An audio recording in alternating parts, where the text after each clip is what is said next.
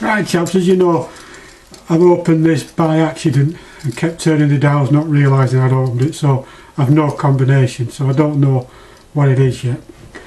So the best way to do it now is we get it back into the ready for closing position, and if we press on the shackle and turn the shackle left and right just a couple of mil, it'll move one of the wheels, the bottom wheel. See it? There we go. It's a matter of keep turning one at a time until it actually stops turning, and it'll stop turning because the spindle or the shackle is just located in the grooves. Keep going round till it stops.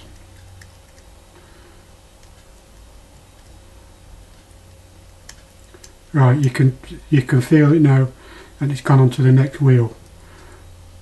Third wheel's turning now. Yep, just a little bit, but it's enough.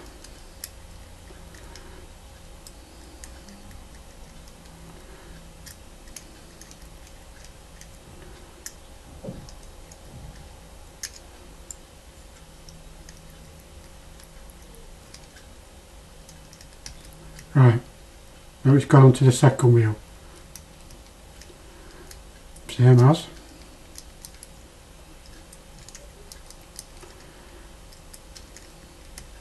It's only slight movement, but it's obvious. I'm sure the camera's picking that up.